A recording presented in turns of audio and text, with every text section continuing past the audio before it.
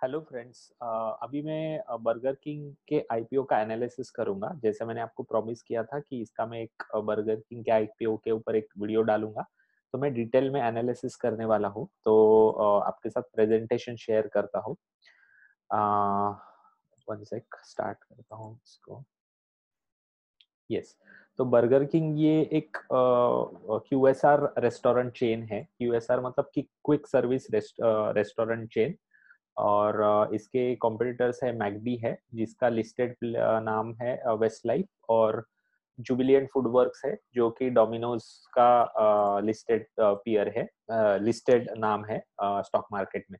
तो ये burger king का जो आईपीओ है 810 करोड़ रुपीस का है। इसमें से फ्रेश इशू ऑफ शेयर्स है 450 करोड़ और ऑफर फॉर सेल है 360 करोड़।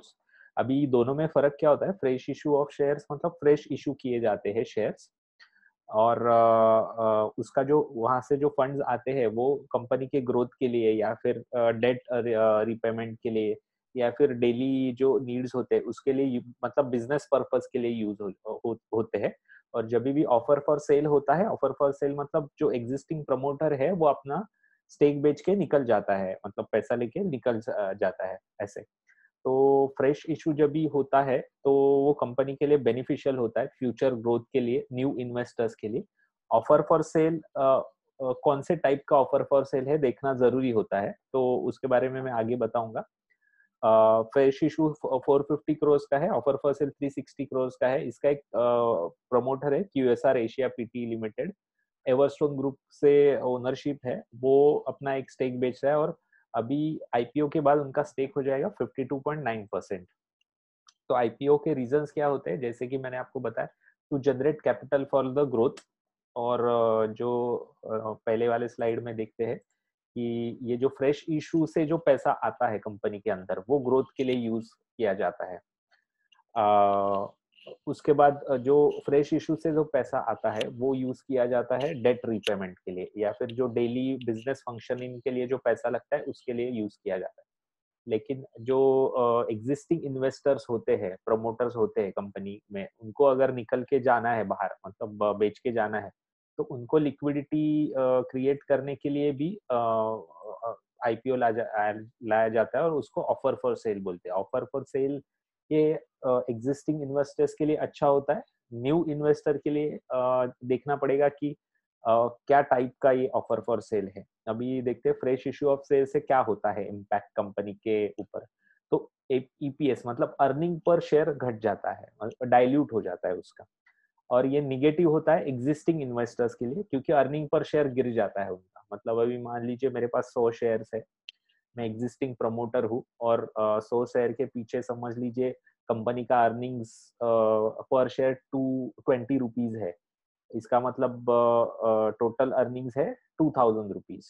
अभी अगर फ्रेश इशू कंपनी शेयर करती है और 100 इशू कर देती है, तो डायरेक्टली 200 शेयर हो जाएंगे मार्केट में, और 2000 जो टोटल अर्निंग्स है डिवाइडेड बाय 200, मतलब अर्निंग्स पर शेयर 10 रुपए हो जाएंगे। जो 20 था वो डायरेक्टली घट के 10 रुपए पे आया, क्योंकि न्यू शेयर्स इशू किए गए। तो एग्जिस्टिंग में इन्वेस्टर था तो मेरा नुकसान हो गया, मेरा अर्निंग्स पर शेयर घट गया। तो फ्रेश इशू में एग्जिस्टिंग प्रमोटर्स को और शेयर होल्डर्स को नुकसान होता है जनरली।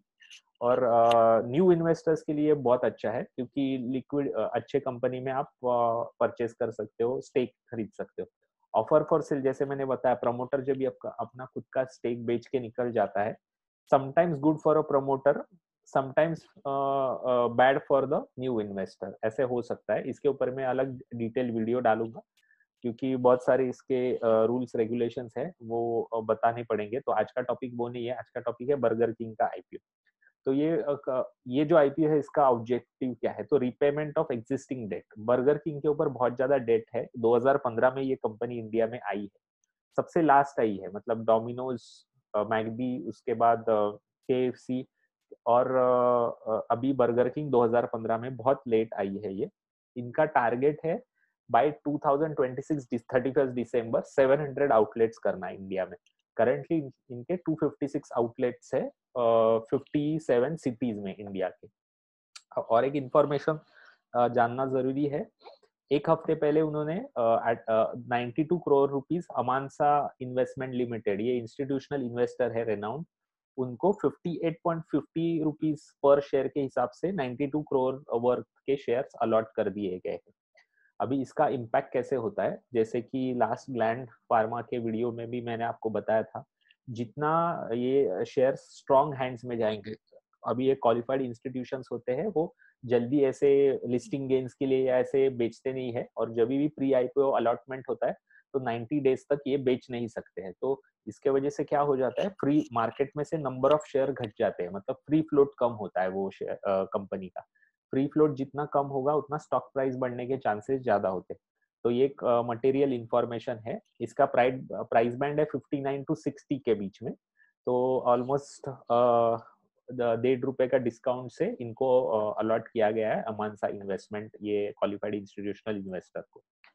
कंपनी का ओवरव्यू, जैसे मैंने आपको बताया कि fastest growing QSR chains in India, of course ये लेट आए हैं, तो जीरो से इन्होंने स्टार्ट किया है, तो इनका ग्रोथ रेट बहुत फास्ट है कंपेयर टू मैकडी, जो कि 1996-97 के टाइम पे आ चुका है, और उनके ऑलरेडी 1000-1500 स्टोर्स रेस्टोरेंट्स इंडिया में है। तो second largest burger brand in India, first of course McD है, वेस्ट लाइफ जिसका लिस्टेड नाम। 261 restaurant across 57 cities, planning to open 700 restaurants by 31st December 2016। अगर ये कर पाते हैं तो इसका मतलब है ये अपना ग्रोथ 18% CAGR से करेंगे फॉर नेक्स्ट 6 years। तो बहुत अच्छा गाइडेंस दिया हुआ है, और इतना लंबा गाइडेंस दिया है, तो कंपनी को, मतलब मैनेजमेंट को इतना कॉन्फिडेंस होना चाहिए एक्चुअली 6 साल का गाइडेंस देने के पीछे। अभी इसके कॉम्पिटिटर्स और मार्केट शेयर क्या है, तो 1996 में डोमिनोज आया, 1996 में मैकडी आया। डोमिनोज का लिस्टेड नाम है जुबिलियंट फूडवर्क्स, मैकडी का नाम है वेस्ट लाइफ। 2004 में KFC आया, 2001 में सबवे आया, और 2015 में बर्गर किंग। तो आप मार्केट शेयर देख सकते हो, डोमिनोज, मैकडी, KFC, सबवे और बर्गर किंग के पास 5% मार्केट शेयर। यहाँ पे नोट करने वाली बात ऐसे है कि जैसे फर्स्ट मूवर एडवांटेज होता है कोई भी सेक्टर में, जो फर्स्ट मूवर्स कोई पहली कंपनी आती है उनको फर्स्ट मूवर एडवांटेज होता है, वैसे ही एक लास्ट मूवर एडवांटेज होता है। और लास्ट मूवर एडवांटेज क्या है, तो R&D कॉस्ट काफी बचती है, क्योंकि ऑलरेडी जो पहले प्लेयर्स होते हैं उन्होंने सब मार्केट के तरीके, एडवर्टाइजिंग के तरीके, सब एक्सपेरिमेंट्स कर चुके होते हैं, और जो लास्ट कंपनी आती है, लास्ट मूवर होता है, उसको ये सब R&D करना नहीं पड़ता है, तो उसका बहुत कॉस्ट बचता है। तो ये एक माइंड में रखने वाली बात है बर्गर किंग के बारे में। अभी इसका क्विक सर्विस रेस्टोरेंट्स वैल्यू कैसे किए जाते हैं, तो सबसे पहले ये कितने नंबर ऑफ रेस्टोरेंट्स ऐड कर रहे हैं ईयर ऑन ईयर, वो देखा जाता है। पर रेस्टोरेंट वो कितना पैसा बना रहे हैं वो देखा जाता है। तो आप यहाँ पे देख सकते हो, ये उनके रिपोर्ट में से ही मैंने निकाला है, डोमिनोज, सबवे, मैकडी, KFC, और नीचे वाला है बर्गर किंग। तो आप यहाँ पे देख सकते हो 38 सितंबर 2020, मतलब अभी जो लास्ट क्वार्टर गया, डोमिनोज के 1354 रेस्टोरेंट्स है, सबवे 541, मैकडी 481, KFC 454 और बर्गर किंग है 261। तो 261 से 700 तक पहुंचना है उनको 6 साल में। 18.5% का CAGR ग्रोथ होगा, ऐसा उनका गाइडेंस है। तो पॉइंट ये है कि सबसे फास्टेस्ट वो रहेंगे, क्योंकि आप देखोगे 2050 से, मतलब 15 से लास्ट 5 इयर्स में आप ऊपर के जो ब्रांड्स है उनका ग्रोथ रेट देखिए, तो उससे 18.5% ये काफी अच्छा माना जाएगा अगर ये कर पाते हैं तो। नंबर्स देखते हैं, इनका रेवेन्यू ग्रोथ बहुत अच्छा है। 2015 में आए ये मार्केट में, इंडियन मार्केट में। 2015-16 का छोड़ देते, 17 का आप देखिए 230 करोड़ का उनका रेवेन्यू था, फिर वो 378 हो गया, 633 हुआ, 481 हुआ, मतलब ऑलमोस्ट 54.2% की रेवेन्यू ग्रोथ है, वो जो कि बहुत अच्छी है। अभी ये हाफ ईयर में 135 करोड़ हुआ है, क्योंकि रेस्टोरेंट इंडस्ट्री टोटली अफेक्टेड था ड्यू टू कोविड, तो इसको इग्नोर करना चाहिए।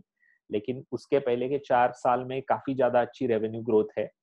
यहाँ पे आप देख सकते हो कि एबिटा, मतलब earnings before income tax, depreciation and amortisation, interest, tax, depreciation and amortisation, जो कि होता है ग्रॉस प्रॉफिट से उसको बोला जाता है, कंपेयर के कर सकते हैं, तो वो भी बहुत अच्छी तरीके से ग्रो हो रहा है। ये निगेटिव जो दिख रहा है लास्ट 6 महीने का, उसको इग्नोर कर दीजिए।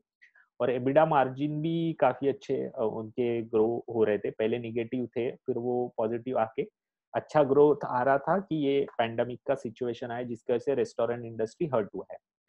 अभी ये जो क्यूएसआर रेस्टोरेंट्स होते हैं, उनको वैल्यू करने के लिए एक सेम स्टोर सेल्स ग्रोथ नाम का कॉन्सेप्ट है, ट्रिपल एसजी नाम का कॉन्सेप्ट है। उसका मतलब क्या है कि अभी ये लोग क्या करते हैं, ईयर ऑन ईयर बढ़ाते रहते हैं स्टोर्स, मतलब रेस्टोरेंट्स बढ़ाते रहते हैं, नंबर ऑफ रेस्टोरेंट्स, तो ऑब्वियसली रेवेन्यू भी बढ़ता है। लेकिन मान लीजिए डोमिनोज के 1000 रेस्टोरेंट्स है ये साल में, और उन्होंने एक्स नंबर ऑफ रेवेन्यू किया एक साल में, ये साल में, ये फाइनेंशियल ईयर में, तो नेक्स्ट साल में वही 1000 रेस्टोरेंट्स ने कितना रेवेन्यू जनरेट किया, उसमें रेवेन्यू ग्रोथ क्या है वो देखा जाता है, जिससे पता चलता है कि उनका जो लिवरेज है, मतलब ब्रांड नेम का लिवरेज, या फिर जो सब उन्होंने पहला इनिशियल खर्चा डाला है उससे लिवरेजिंग कितना अच्छे से ये कर पा रहे हैं, ये देखा जाता है।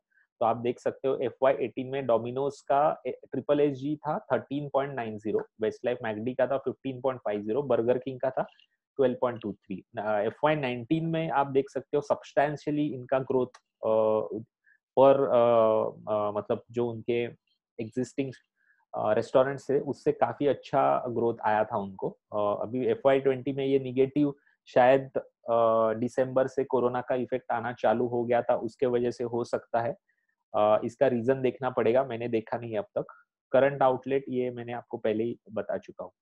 इनका ऑपरेटिंग एक्सपेंस मिक्स कैसा है, तो इनका जो फिक्स्ड एक्सपेंडिचर है, rent, utilities, employ spend, other operating है, ये तो ये अराउंड 48% है, जिसका उनके रेवेन्यू के ऊपर और एबिडा मार्जिन के ऊपर इफेक्ट होता है। तो ये कंसिडर करने वाली बात है, थ्रेट है। अगर सेकेंड लॉकडाउन लगता है या फिर वैक्सीन को डिले हो जाता है, तो इनको सब्सटैंशियली इम्पैक्ट हो सकता है इनके बिजनेस को, ये माइंड में रखने वाली बात है। फाइनेंशियल ट्रेंड देखिए, इनका जो पैट है, मतलब प्रॉफिट आफ्टर टैक्स, 2017 में निगेटिव 71 करोड़ था, फिर 2018 में बढ़ के -82 करोड़, -38, -76, और अभी 118, अभी निगेटिव ये है, मतलब लॉस में है करंटली ये कंपनी। तो इसके बारे में इतना बज़ क्यों है, क्योंकि इसका जो पोटेंशियल है ये बिजनेस का इंडिया में, वो पोटेंशियल को लोग एक्सपेक्ट करके चल रहे हैं कि बहुत ज्यादा अच्छा बन सकता है आने वाले टाइम में, क्योंकि जो 35 के बिलो जो एज ये है, नंबर ऑफ लोग इंडिया में, वो सबसे हाईएस्ट है वर्ल्ड में। इंडिया का जीडीपी भी फास्ट ग्रो हो रहा है, ऑफ कोर्स इसके पहले, ये पैंडेमिक से पहले, तो इसका सब इम्पैक्ट कंज्यूमर प्रोडक्ट्स के ऊपर होता है, फूड एंड बेवरेजेस इंडस्ट्री पे होता है, रेस्टोरेंट इंडस्ट्री पे होता है, तो इसके वजह से इतना फ्रेंजी है ये ब्रांड के लिए, डिस्पाइट ये लॉस कर रहे हैं, और शायद FY22 तक ये लॉस करेंगे। अभी ये जो 450 करोड़ इनके पास आने वाला है, इससे जो नए स्टोर्स आएंगे, तो धीरे धीरे जो इनिशियल कॉस्ट है वो भर के निकलेगी और प्रॉफिट में आ जाएंगे ये लोग, ऐसा ये एक्सपेक्टेशन है। ऑपरेटिंग कैश फ्लो देखिए, हमेशा ऑपरेटिंग कैश फ्लो सबसे बड़ा इंडिकेटर होता है कि बिजनेस कैसा चालू है। ऑपरेटिंग कैश फ्लो का मतलब है जो बिजनेस है मेरा, उससे वो बिजनेस करके मैं कितना रेवेन्यू जनरेट कर रहा हूँ। तो ऑपरेटिंग कैश फ्लो कितने अच्छे तरीके से उनका ग्रो हो रहा था 18, 19, 20 को, और अभी ये 6 महीना तो छोड़ दीजिए आप। तो इसके वजह से ये स्टॉक में के बारे में इतने लोग पॉजिटिव है। वैल्यूएशन करने का अभी price to earning ratio EPS के ऊपर तो हो नहीं सकता है, क्योंकि निगेटिव लॉस में है कंपनी। तो इसका वैल्यूएशन ऐसे किया जा सकता है, मार्केट कैप टू सेल्स। अभी जुबिलियंट फूडवर्क का जो स्टॉक है वो मार्केट कैप टू सेल्स से अगर कंपेयर करेंगे तो 8.5 टाइम्स है, वेस्ट लाइफ मैगडी का 4.5 टाइम्स है, बर्गर किंग का 3.5 टाइम्स है, मतलब कंपेयर टू उसके पीयर्स काफी डिस्काउंट पे ये अभी कंपनी आईपीओ ला रही है। मार्केट कैप टू इबिडा देखेंगे तो जुबिलेंट 37 टाइम्स है, वेस्ट लाइफ 47 टाइम्स है, बर्गर किंग 22x है, तो काफी अच्छे वैल्यूएशंस पे बर्गर किंग का स्टॉक आ रहा है। अगर पैंडेमिक जैसा सिचुएशन नहीं होता तो इतने सस्ते में शायद से ही ये कंपनी अपना आईपीओ लाती। अब ये सब अच्छी बातें हुई, रिस्क क्या है, तो एक्चुअली पर्सनली मैं बर्गर किंग में आज तक कभी गया नहीं हूँ, तो मुझे इसका रिस्क क्या है वो मतलब मुझे इसके ऊपर कॉल लेने को हो रहा नहीं है कि क्या हो सकता है ये इंडस्ट्री का पोस्ट पैंडेमिक। तो ये तो रिस्क है ही कि लोग कितना वैसे पहले जैसे मॉल्स में जाके इनके most of the stores mall में है रेस्टोरेंट, तो वैसे कल्चर रहेगा क्या, या क्या ट्रेंड्स होंगे? जैसे एजुकेशन इंडस्ट्री में ट्रेंड चेंज हो चुके हैं, ट्रैवल टूरिज्म में चेंज हो चुके हैं, तो रेस्टोरेंट इंडस्ट्री के आने वाले टाइम में ट्रेंड्स कैसे होंगे? ये सबसे बड़ा रिस्क है। अगर पैंडेमिक नहीं होता तो ये कंपनी का फ्यूचर बहुत अच्छा था, बहुत अच्छे स्पीड से ये जा रहे थे। शायद ये 60 रुपीज़ के वैल्यूएशन पे मिलता ही नहीं आईपीओ। तो ये आपको इमेजिन करना है कि न्यू ट्रेंड क्या हो सकती है और ये न्यू ट्रेंड में इनको फ़ायदा हो सकता है क्या? अगर आपको लगता है इसको ये बर्गर किंग को फ़ायदा हो सकता है आने वाले न्यू ट्रेंड में तो ये मल्टी बैगर कंपनी बन सकती है मेरे पॉइंट ऑफ व्यू से। मैं एक आपको क्लू दे सकता हूँ, मैं मेरी क्या सोच है, जभी भी ऐसा कोई भी क्राइसिस सिचुएशन आता है, तो छोटे प्लेयर्स निकल जाते हैं मार्केट में। Of course number of customers भी अफेक्ट होता है थोड़े टाइम के लिए, लेकिन जो छोटे प्लेयर्स होते हैं, जैसे हम रोड पे खाते थे, बहुत सारे लोग रोड पे खाते थे बिफोर पैंडेमिक, तो वो नंबर ड्रास्टिकली कम हो जाएगा। जो अनऑर्गेनाइज प्लेयर है उसका मार्केट शेयर ऑर्गेनाइज प्लेयर लेगा। तो इसका बेनिफिशियरी बर्गर किंग हो सकता है क्या, ये आपको सोचना है। मैंने कभी आज तक खाया नहीं है, तो मुझे पता ही नहीं है उनका क्वालिटी कैसे होता है वगैरह। तो वो एक क्लू मैंने आपको दिया है। सेकंड लॉकडाउन एक थ्रेट है, और ये जो उनका 700 स्टोर्स खोलने का प्लान है, अगर वो रियलिटी में नहीं आता है तो ये एक थ्रेट है। अगर रियलिटी में 75-80% रियलिटी में भी आया तो ये मल्टी बैगर स्टॉक बनेगा आने वाले टाइम में। तो कंक्लूजन क्या है? You are betting on a future growth. इनके पास पास्ट रिकॉर्ड, मतलब इनका कैश फ्लो वगैरह पॉजिटिव है, लेकिन अभी प्रॉफिट में नहीं है कंपनी। तो फ्यूचर ग्रोथ के ऊपर आप डिपेंड कर रहे हो, ये कंपनी के बेट कर रहे हो। Company is making losses, probably losses will continue till FY 22। If you understand the restaurant business, then you should consider this company. जब भी आप स्टॉक मार्केट में इन्वेस्ट करते हो तो वो बिजनेस समझना जरूरी है। अगर आपको वो बिजनेस नहीं समझता तो कितना भी मार्केट में फ्रेंजी हो, आपको इन्वेस्ट नहीं करना चाहिए। पहले आपको बिजनेस की समझ होनी चाहिए। आप उस आईपीओ खरीद शेयर्स खरीद रहे हो, मतलब उसके वो कंपनी में एक स्टेक खरीद रहे हो, तो एज अ ओनर जैसा आपका माइंडसेट होना चाहिए। तो आपको रेस्टोरेंट बिजनेस समझता है तो आपको इन्वेस्ट करना चाहिए, मतलब उसके ऊपर आप कॉल ले सकते हो। Analyse your risk appetite. Risk क्या है? अगर आपको लॉट 15,000 का जो लॉट है वो अलॉट हो गया और कंपनी डिस्काउंट में लिस्ट हो गई, तो आपको जो लॉस होने वाला है वो आपके ओवरऑल पोर्टफोलियो पे क्या इम्पैक्ट डालने वाला है, इसका एनालिसिस करके आप इसमें इन्वेस्ट कर सकते हो।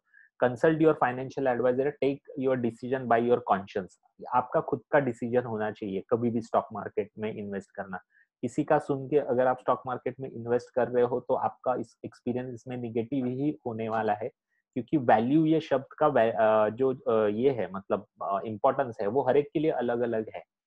तो ये समझना जरूरी है। और 4 तारीख को, मतलब इसका जो लास्ट डे है, उसको बिटवीन 10 to 12 के बीच में ही अप्लाई करना एज अ रिटेलर, क्योंकि जब तक क्वालिफाइड इंस्टीट्यूशनल इन्वेस्टर्स का इसमें इंटरेस्ट नहीं बनता तब तक सक्सेसफुल आईपीओ नहीं बन सकता है। क्योंकि अगर सिर्फ रिटेलर्स खरीद रहे हैं इसको, तो वो रिटेलर्स डे 1 लिस्टिंग डे पे बेच के भाग जाएगा, और जैसे ही बेचेगा अपना स्टॉक प्राइस नीचे आना चालू हो जाएगा। तो इसके लिए जरूरी है क्वालिफाइड इंस्टीट्यूशनल इन्वेस्टर्स का जो कोटा है वो कैसे सब्सक्राइब हो रहा है वो ऑब्जर्व करना है। इसलिए लास्ट डे पे ही अप्लाई अब अगर आपको करना है तो कर सकते हो। ये वीकेंड में अब मेरा एक फ्री वेबिनार है, how to repay 20 years home loan in 7 years। तो उसका लिंक मैंने डिस्क्रिप्शन में डाला है, आप उसको ज्वाइन कर सकते हो। डेट फ्री लाइफ जीना क्यों इंपॉर्टेंट है आने वाले 10 साल में, उसमें उसके ऊपर मैं बात करने वाला हूँ। 5 स्ट्रेटेजीज में आपको बताने वाला हूँ। अगर आप डेट में हो तो कैसे बाहर आ सकते हो, और अगर आप घर लेना चाहते हो तो बाय करना चाहिए कि रेंट करना चाहिए, उसका क्या लॉजिकल डिसीजन हो सकता है। अगर आप होम लोन सर्विस कर रहे हो, आपके पास फंड्स आए, तो आपको प्रीपे करना चाहिए कि इन्वेस्ट करना चाहिए, इसका कोई लॉजिकल डिसीजन कैसे लेते हैं उसके ऊपर मैं बात करूंगा। और 5 स्ट्रेटेजीज आपको बताऊंगा, आपके जो होम लोन है उसको अर्ली कैसे रीपे किया जाए। लिंक डिस्क्रिप्शन में है। ये स्टेप नंबर 1 है फॉर हैप्पी रिच लाइफ। ये हमारा जो आप जो कम्युनिटी में हो, अल्ट्रा हैप्पी रिच कम्युनिटी, तो हमारा ये जो सब्सक्राइबर्स है, ऑलमोस्ट 16 सब्सक्राइबर्स है अभी। तो सबका गोल है लाइफ में अल्ट्रा हैप्पी रिच बनना। तो अल्ट्रा हैप्पी रिच बनने के लिए सबसे पहले स्टेप होता है कि आप डेट फ्री होने जरूरी है। अगर आपके ऊपर डेट है तो आपका हैप्पी रिच बनने का जर्नी सब्सटेंशियली स्लो हो जाएगा और आपका लाइफ हमेशा अफेक्टेड होगा। सो ये फ्री वेबिनार आप अटेंड कर सकते हो। आपके व्हाट्सएप ग्रुप पे या फ्रेंड्स या कोई भी रिलेटिव्स है उनको भी ये सजेस्ट कर सकते हो। So thank you very much. आपको कोई क्वेरीज होंगे तो आप क्वेश्चंस डाल सकते हो और टेलीग्राम ग्रुप में भी आप क्वेश्चंस डाल सकते हो। So thank you very much.